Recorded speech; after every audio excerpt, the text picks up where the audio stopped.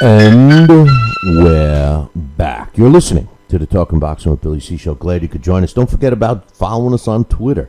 It's at Talkin' Boxing. That's TalkinBoxing. And while you're at it, don't forget about the website, www.billycboxing.com. Your one-stop shop for all your boxing news. We got some great writers and affiliates that are on there, so bang around the site, check it out. Make sure you visit the book club and get a copy of my book, Tom Molyneux, From Bondage to Baddest Man on the Planet. It's available right now. You can get a signed copy by visiting our webpage and going into the book club section, or you could just get a copy right now, Amazon.com or BarnesandNoble.com. And for all you electronic book readers, the book will be available on November 15th on all the electronic avenues. So if you've been waiting for that, don't wait after the 15th. Get yourself a copy. Well, it's that time. Every week we do this. Blast from the past. We shine the spotlight again on fighters from years past. Top-ranking Joe Louis is the leading contender. Joe Frazier with a left hook. Good right hand thrown by Foreman that time. Look at that left hook. Belt that goes to Ray Mancini. It's Blast from the Past on Talkin' Boxing. And this week's Blast from the Past, which is being sponsored by KOFantasyBoxing.com. Check it out, www.KOFantasyBoxing.com. Features a former multi-division world champion, and I hope that he becomes a Boxing Hall of Famer for 2016, Hector Macho Camacho.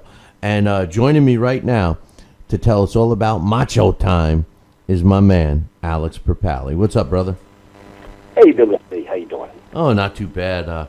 Man, I'm so glad that you actually wanted to do Hector Camacho, because he's one of my favorite fighters. I followed his pretty much his whole career. I got to see him ringside a bunch of times, and he's been on my show a bunch of times. I've hung out with him. I mean, he's just, he's a big loss for the sport of boxing, and I was glad that you wanted to talk about this guy, because I really think a lot of young fans that are into the sport today, and I'm saying young, anyone that's in their mid-30s and younger, might not have ever seen Hector Camacho at his best. They might have seen what we've been, what we saw at the end of his career. I mean, his career just went on and on and on.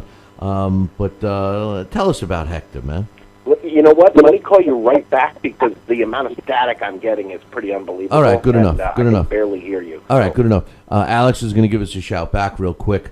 But Hector Macho Camacho, one of my favorite fighters. I met him the first time. I used to work down in Tarrytown, New York, for a company when I first got into the IT business, and there was a gas station that was right next to where I had a turn to go up into the facility where I worked, and it was Benedict Avenue actually in Tarrytown, and right on the corner. There was a gas station, and the first time, it was an easy place for me to stop and get gas because you'd pull in off of 119, and I'd be able to get some gas, and then I was able to pull right out, and Benedict Avenue was right there. And the first time I ever met Hector Camacho was when he pulled up in his brand new red Ferrari, and it's a two-seater. And he had 4 girls in the car with him. One was sitting on his lap. The other one was sitting. I mean, it was just like, I love the guy, man. But we got Alex back on the line now. Is this better, brother? Not really, but we can go anyway. I mean, it's weird. It sounds like I'm talking through an electrical storm or something. Very strange. Really, you sound good on this end. You sound fine. Oh, that's good. Okay. Well, then I'll just grin and bear it. Yeah, you just tough it out, man. Stop being such a sissy boy. Suck it up. Stop being a sissy boy. Suck it up. Yeah. Come on, you Foreman. Suck it up. Yeah, come on. You don't need that leg. Hector Camacho, man. Tell us about my man. Yeah, Hector Camacho. This guy really was somebody with exceptional talent, and I'm not sure. I don't feel like I said in that email. I'm not sure I agree with you in terms of him getting into the Hall of Fame. I think he might, but I'm not sure I would vote for him if I did have a vote. I think he just misses the cut. But this year there's no standouts that as soon as you think of the name. Let me just interrupt you for a second, all right? And just take a look at his record, all right? When you look at him and his first world title fight was in his 22nd fight, but look at the fights. There was 8 fights that led up to the world title fight in 1983 against Raphael Lyman, all right? And look at the names that he had to go through. This was not a typical, champion of today that gets coddled and all of a sudden gets in the fight. I mean, he starts off with Rafael Lopez, which was an up-and-coming fighter in 1982. Refugio Rojas, another good one. Louis Loy was an extremely good fighter. Johnny Sato, which I was actually ringside for the Loy fight, but Johnny Sato was a tough guy, man. I mean, that was really a big win for Camacho. Melvin Paul was undefeated going into that fight. Greg Goverson, John Montes, and Israelis Perez, all leading to his world title shot against Raphael Lyman. And then when you look at the guys he fought, I mean, I don't know how you could say that you don't think that he's a Hall of Famer. I mean, and I don't mean the washed up guys later on, that he fought, but all of those top fighters on his way up. I mean, Cornelia Boza Edwards, the Rosario fight, some guy named Freddie Roach. I mean, all those guys. Jose Luis Ramirez, he fought him at the end of his career, but Ramirez was 90 wins and 5 losses when he fought Camacho, man. I don't know, man. I think he's a layup. If I was voting, he would be anyway. Yeah, I think that's definitely. I mean, when you go back to that early part of his career, that's when he was a sensation. And Steve Farhood, you could. There's an interview that I'll post in social media for the show. That he talks about how he is one of those guys that when he turned pro at the Felt Forum in New York City, he did look like an exceptional fighter. That this guy's he's gonna be a great. So Hector Camacho, born May 24th, 1962. It's going to be interesting how 24, actually, that number 24, he died November 24th, 2012. He was born in, Bayamon, Puerto Rico, and he grew up in Spanish Harlem. And he was one of those kind of guys with, I guess the one way to describe it is he had no filter. Is one of the places I saw an interview Dave Bontempo did recounting his career.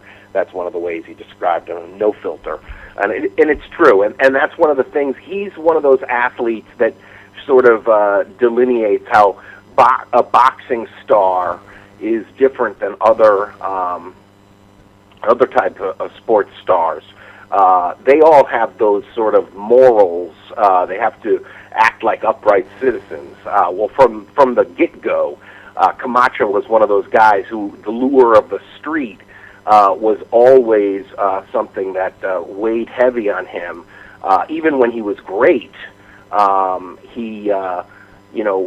were still temptations, and that was one of the things that had the issue of drugs was one of the things that became an issue with a bitter split with one of his managers, Billy Giles. But in the meantime, he was winning fights, like you said, over, it's actually a bazooka. Now, actually, the sound is perfectly clear. It's interesting. It just, like, faded away. It was like a electrical buzzing storm. But the Bazooka Limon, that was a big win. The Melvin Paul win, you're right. And there were times where he showed this amazing balance of incredible speed. He was so fast. He was a southpaw. He could be awkward and very, very flashy, flamboyant, would say, God knows what he would be like today. He would get himself into a hell of a lot of trouble, I think, on social media, that's for sure. Well, he was a guy that was a self-promoter.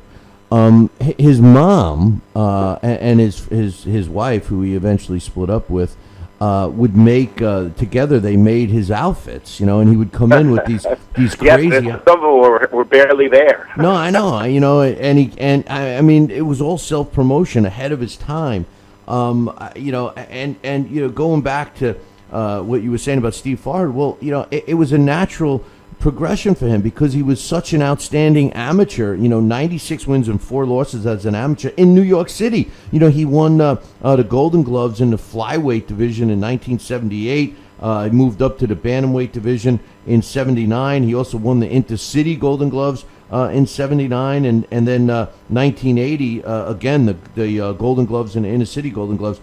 So I mean, New York City Golden Gloves titles mean something. I mean, it's not like you're winning it in. No disrespect, but in North Carolina, you mentioned some of the guys like Bazooka Lyman. How about Louis Burke, who's a trainer now? He beat him. Freddie Roach, I mentioned. Cornelia Boza Edwards. I mean, this guy, up until that fight, and I got to see him ringside seven times, but this fight. Oh, really? That's cool. Yeah. I got to. As a matter of fact, the first time I saw him was up in the Catskills in 1981 against Kato Ali, and it was the first time I ever saw him. I never watched any of his amateur fighters and stuff, and it was at the Concord Hotel, which is up in the Catskills, and I saw him knock this guy out, and I was like, who is this guy? Hand speed and punching power. I mean, that was the kind of fighter he was. He would attack his opponents. And all those fights, including winning the title against Bazooka Lyman, I mean, all those fights, that was his style. He would go in and attack and the hand speed, and it was just, it was amazing until he stepped in the ring with Edwin Rosario in 1986, which many people believe he got a gift, including myself. I thought Edwin Rosario beat him. Hector Camacho ended up winning a split decision in that. But what happened was, for the rest of his career, he changed his style. He was no more aggressive, hand speed, knock you out puncher. He became the safety first Hector Camacho that a lot of people didn't like. And I think if anyone doesn't vote for him for the Hall of Fame, they're going to be thinking of the post Edwin Rosario Hector Camacho and not the pre. Yes, and I think that, I think you can't help it because he did fight for, 24 years after that. I think that's what the count is. Yeah, but look at who he fought. Right, I mean, he definitely has some big names like Felix Trinidad and Roberto Duran, Julio Cesar Chavez. You're right, but the fact, again, some of them are losses. The loss to De La Hoya, I think that he's, I wouldn't be surprised if he gets in. But to me, I think Michael Moorer and Camacho, I wouldn't be surprised if those are two of the guys that do get in. Yeah, but Michael Moorer... One of the things also that Camacho, he's never down. Never down. No, he was and down. That was one of the things. I mean, remember, Michael Moorer was a terror at light heavyweight, and he did have... 25 from his pro debut? He had 25 or 26 straight KOs, and then he moves up to heavyweight and he beats Evander Holyfield. I know. And then he fights him again. I mean, the heavyweights. I don't know.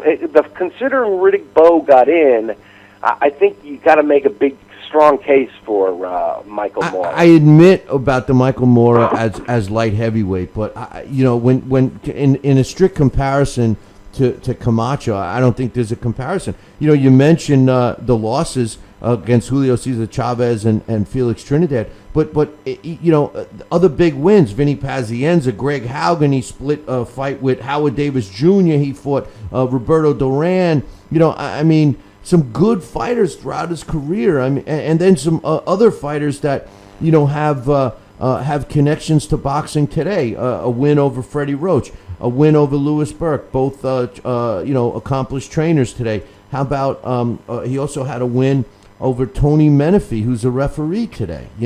He fought Oscar De La Hoya. He retired Sugar Ray Leonard. He fought Roberto Duran a couple of times. I don't know. In Foxwoods, Gary Kirkland was undefeated, 23-0 when he fought him in 1995. I mean, this is a guy that should have retired, and he was still fighting, decent fighters. Boom Boom Mancini. I don't know, man. To me, yeah, no, you're right. I mean, I don't know. To me, and the sounds are back again, so it's strange. It comes and goes.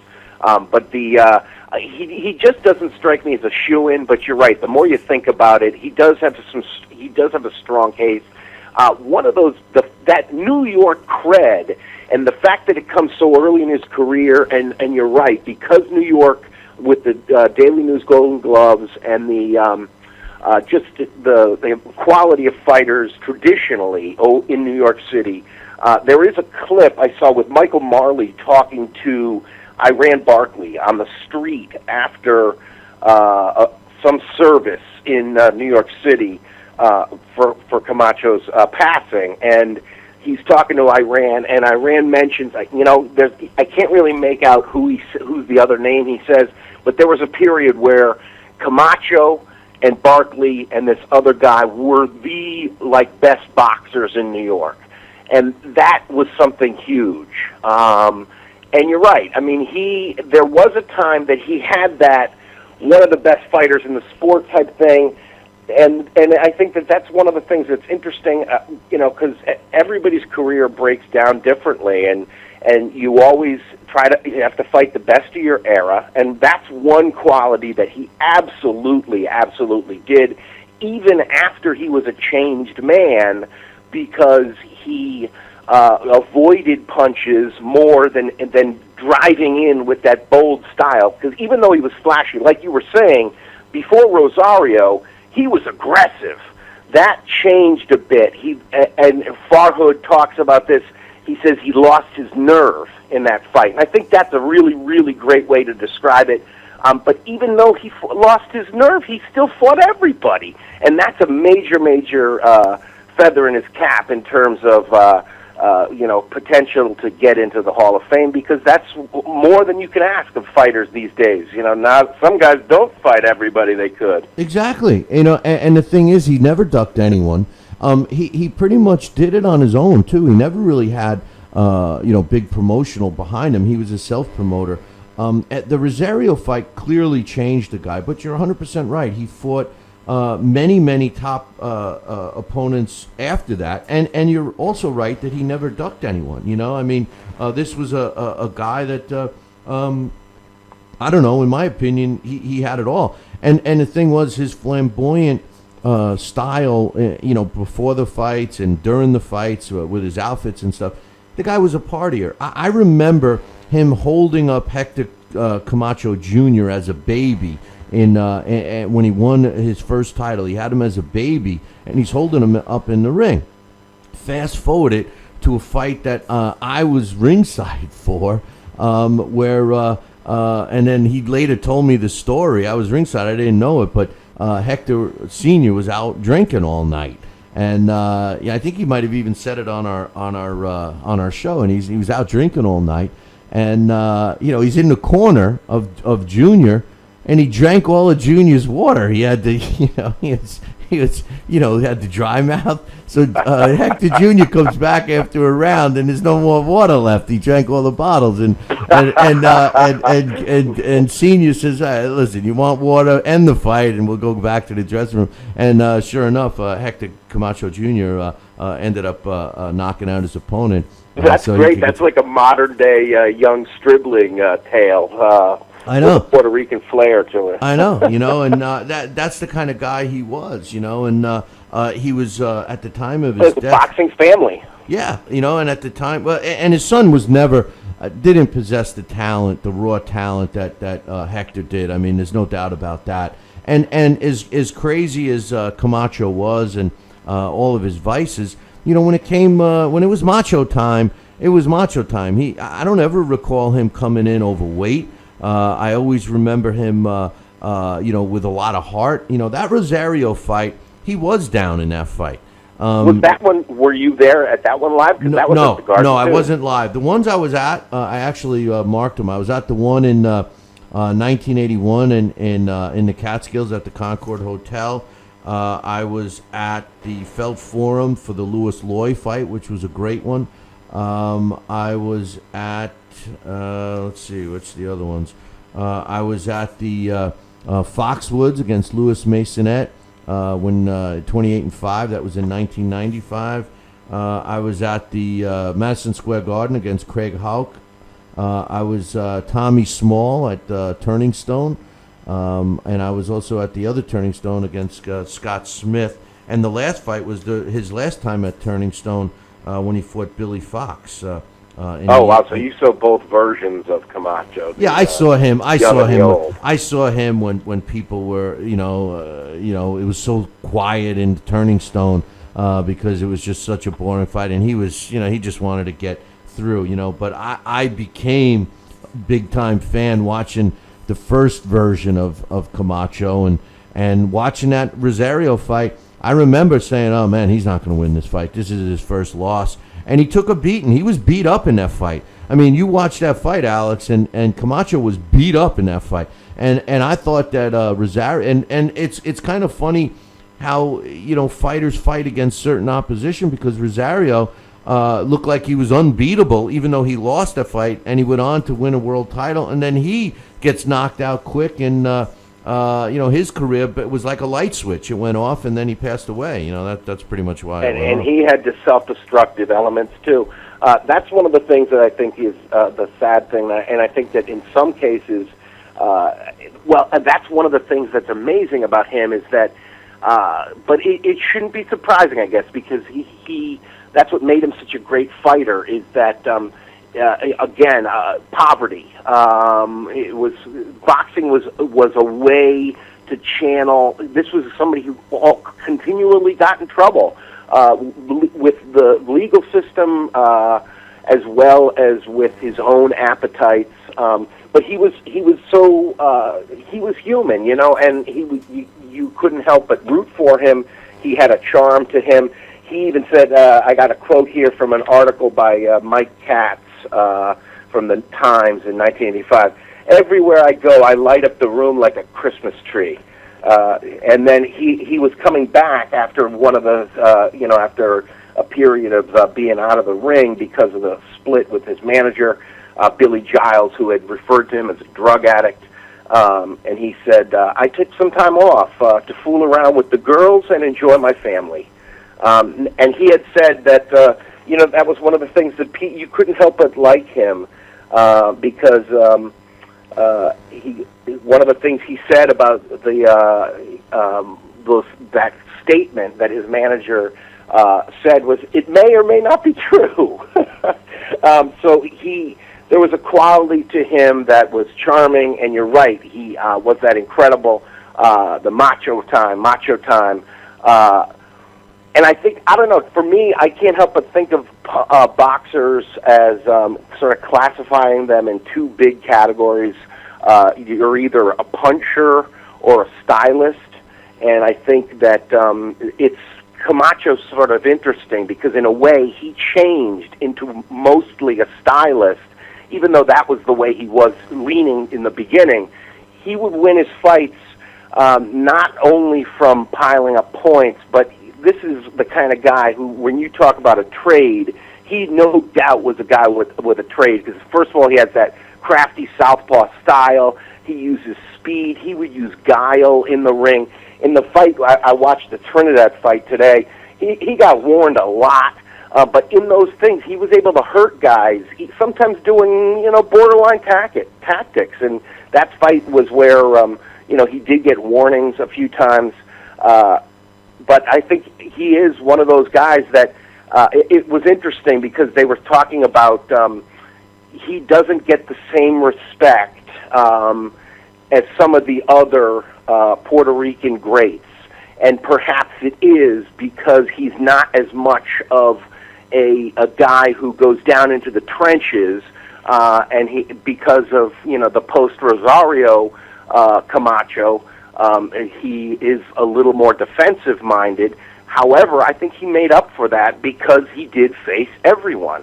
But some of those wins, like the wins over Duran, they're kind of hard to watch. Yeah, I mean it was hard to watch towards the end of his career. But no, listen. This was a guy that was so much better than his opposition early on. And like you said, he had hand speed, he had great footwork, he had ring savvy, he had that smile, he had that curl that hung on. I mean, the curl. The curl. I mean, he was a complete package, and he was kind of ahead of his time when you look at what was happening today. And I think that some of the other Puerto Rican fighters that didn't give him the credit was that they were so blue collar and stuffy, compared to him. He comes out and really, before him, who was more flamboyant than Hector Macho Camacho? I mean, a guy that promoted himself and all that stuff. I mean, I don't know. I think he's clearly one of the all-time greats. I mean, yeah, he had some crazy stories that were public. When he got arrested in Florida. Remember when he got mad at somebody and broke into the place and peed all over the guys, takes a leak all over the computers, then falls asleep in there or something, or leaves a trail, left the rope hanging of how he got in. I mean, and that's how he got busted. But crazy stuff. He did have some drugs. I thought I remembered him having at one point an Uzi or a Mac 10 or something in the back of a car. Yeah, because he was living in Florida, and I can remember him. I meant to look it up because I think there was a tribe. He was living on a reserve in Florida, and they had sort of adopted him. And I remember him wearing this big headdress into the ring on a Friday. I think it was a Tuesday night fight. That's how much of he became like a fixture. He was always like an Aztec. Fighting. That was like an Aztec warrior outfit, right? When it was so heavy. Remember, wasn't that the one that? I thought it was a Floridian Native American tribe. Oh, okay. That there was, because didn't he relocated to like the Miami area? Yeah, he was down. Towards the end of his career. He was down there, and I don't even want to mention the guy's name, but I used to talk to him. He's still in the business. We've worked together before. And I remember having to call him when Hector was in the car, when we wanted to talk. Hey, Alex, hold that thought. I'm going to take a short break. And when we come back, we'll finish up with this week's Blast from the Past, which is obviously one of my favorite fighters, Hector Macho Camacho. We'll be back in 2. Talking Boxing with Billy C. Every week, 2 hours of the best boxing talk on the radio. I have a bunch of questions, Donnell, right? If you feel like you want to, you can answer for JD first. Why will you win? JD Chapman, why will you win? Baby Holmes will get sick and get hit by a train that day on the way to the fight, or he might have diarrhea, he might have the flu, he might throw up. One of his eyeballs might fall out that day, and I might get lucky. Talking Boxing with Billy C. If you want your voice heard on Talkin' Boxing with Billy C., then call our hotline at 845-228-8710. Leave a voicemail, or you could just tell Billy C. that you like his mustache. Can I ask you your opinion about this idea? I'm just trying to give you the encouragement. Listen, all I need from you is to make sure you don't hang up on people. And if we like your call, we'll play it back on the air. You have the knowledge and wisdom of boxing because of what you do and how well you do it. Leave your name, hometown, and what you think of the show. 845-228-8710. We want to hear you. Hey, fight fans, check out KOFantasyBoxing.com. KO Fantasy Boxing is boxing's only trademarked fantasy game. Check it out, www.KOFantasyBoxing.com. Select your own gym, your own fighters, track them through a season that can last from 3 months to a year, depending upon which league you join. You got to check this out, man. www.KOFantasyBoxing.com. Join it today. Again, www.KOFantasyBoxing.com. And tell them Billy C. sent ya. Broadcasting in all corners of the globe, on the web and radio. He would scoff at a stretch of that man, I would think.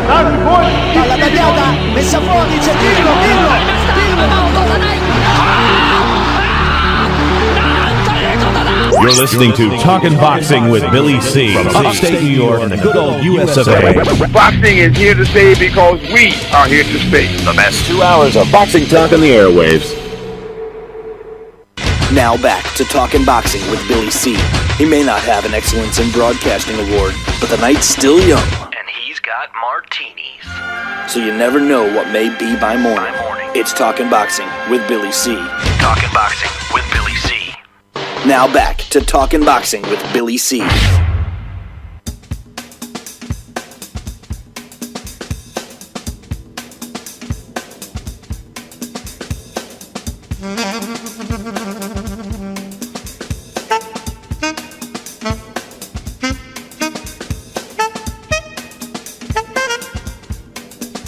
And we're back. You're listening to the Talkin' Boxing with Billy C show, and we're right in the middle of this week's Blast from the Past. I'm joined with my man Alex Perpalian. We're talking about former multi-division world champion Hector Macho Camacho.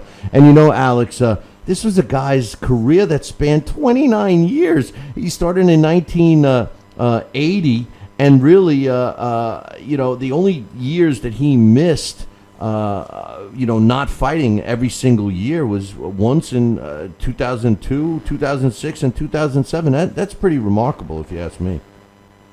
Yeah, it really was.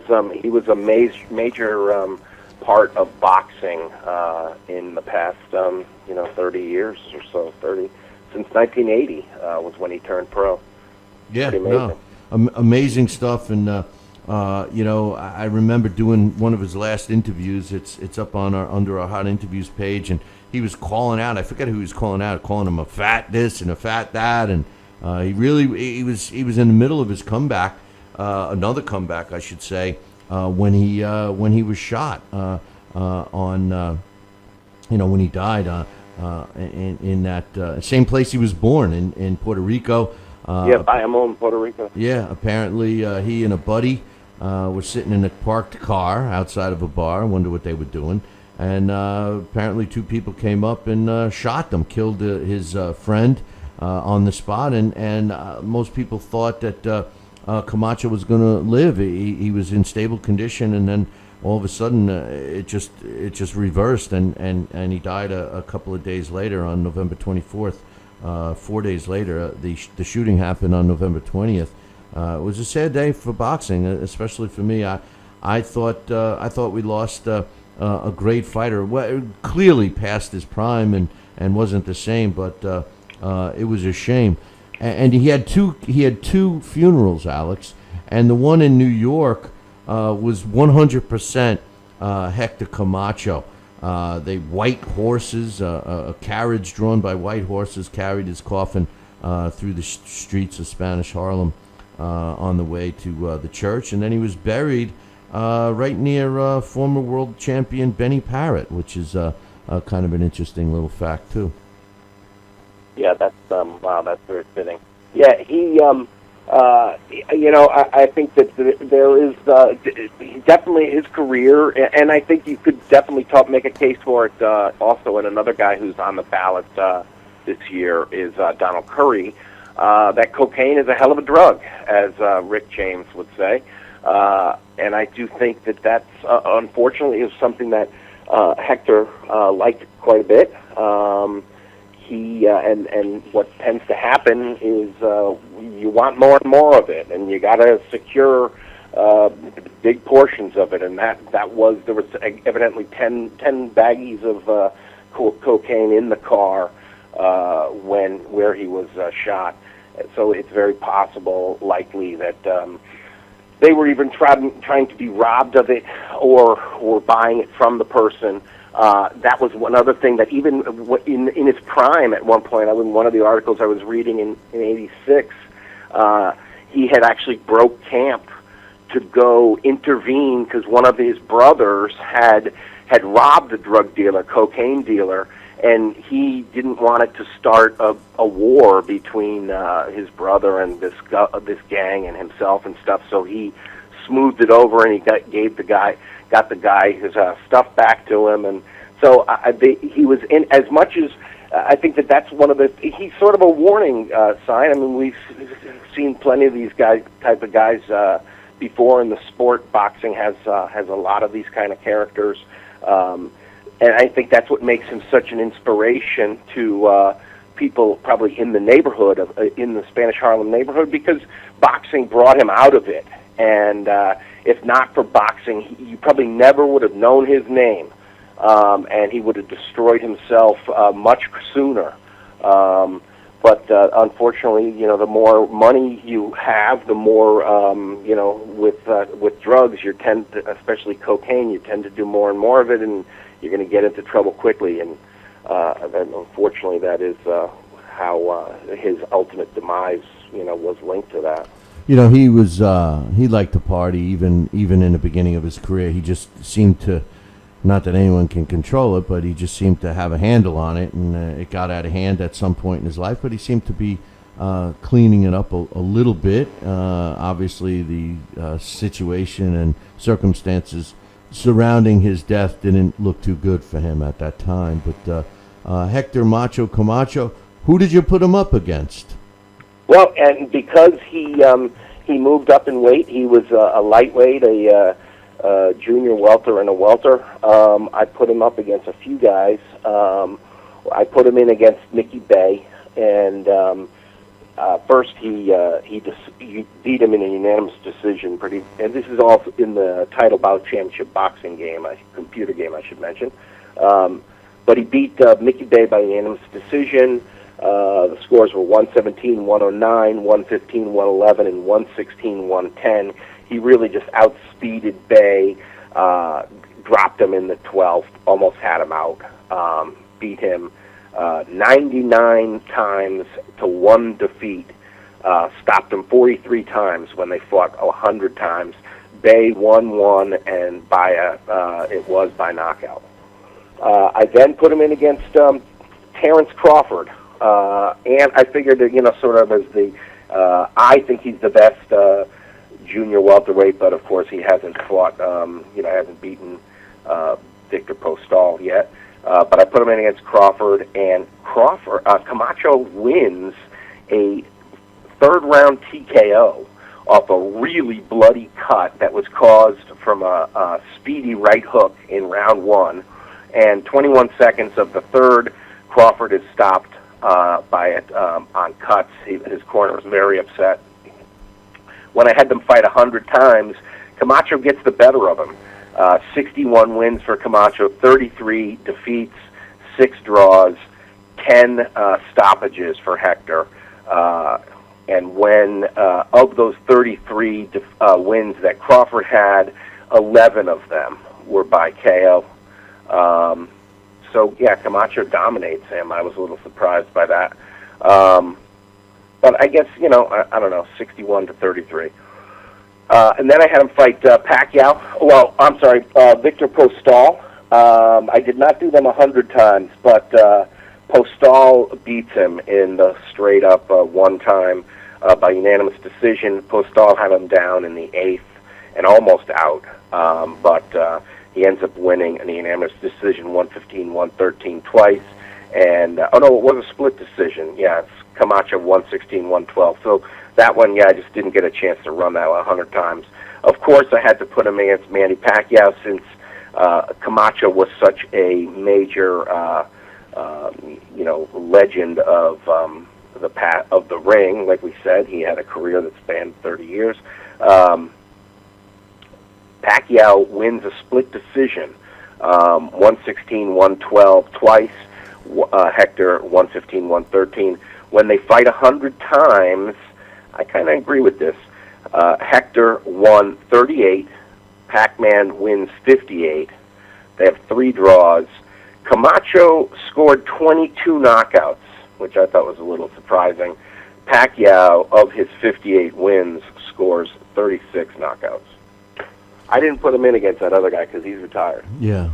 Interesting, because, I would have thought that Hector Camacho would have beaten all of those guys that you put him up, regularly up from the Title Bout Championship computer game. By the way, Alex does the simulations with the Title Bout Championship computer game. You should check it out. It's fun, especially if you're involved with the Billy C Challenge. You can get all the information by visiting our website, BillyCBoxing.com, and clicking on the Title Bout banner, which is on the left-hand side. Interesting that Coach pointed something out that I forgot to mention, Billy C. I guess Camacho posed nude in Playgirl. Yeah, he did. He did pose nude in Playgirl. He also won a world championship in karate. He was a black belt. I mean, everything negative you could find, I could find just something more, positive. I don't know. I thought that clearly he's a Hall of Famer. Interesting enough, you mentioned Hall of Fame. Vinny Pazienza's up too, isn't he? That's what's interesting, and it is a shame that he isn't alive because, boy, that would be a fun Hall of Fame weekend if Paz does get in, which let's not even talk about that. He may not get it. That would be funny if they were going back up there together all these years later. Pazienza may not get in this time, but he'll get in. And I think Curry is a guy that deserves it too. I mean, he was such a dominating, like I said in your email, Curry was such a dominating fighter, but it was a light switch when it ended for him. But anyway, Hector Macho Camacho, our blast from the past. Now, he was a former world junior lightweight, and junior welterweight world champion. He also challenged for a world title in the welterweight division, and then he held world titles in a bunch of alphabet organizations in the welterweight, junior middleweight, and middleweight divisions. He had a career record of 79 wins, 38 coming by knockout, and like we said, most of his knockouts were early in his career prior to the Edwin Rosario fight. He has 6 losses on his record in which he was never stopped. He was only down a few times in his career, but he was never stopped. He had 3 draws. He fought 673 rounds with a 43% knockout ratio. He was a southpaw, 5'6.5". He died at age 50, like we said, on November 24th, 2012. And I was lucky enough to see him 7 times ringside. And Hector Macho Camacho is a guy that I'll always remember, and his talent as a young fighter. When I think of Camacho, I think of him in the 80s when he was really second to none. I loved him, and he was our blast from the past today. Hector Macho Camacho. I certainly. It's funny. I spoke to my brother briefly this afternoon, and I can't remember. I don't think I ever met Hector Camacho, but my brother did. He said he was in Miami. He was in a hotel, and the elevator door opened, and there was a guy in the elevator, and he looked at him, and he said he saw the spit curl, and he was like, "Boy, that looks a lot like Hector Camacho." And he goes, "That is Hector Camacho." Yeah. And their eyes met, and my brother said, "Macho time." And he smiled. He said, "Yeah, Macho time." Well, you can't miss him. You tell your brother. It also probably gave it away when he had the big diamond thing around his neck that said "Macho time" too. But Hector Macho Camacho, our blast from the past this weekend, one of my favorite fighters, and certainly I hope he gets into the Hall of Fame this year. Great job as usual, Alex.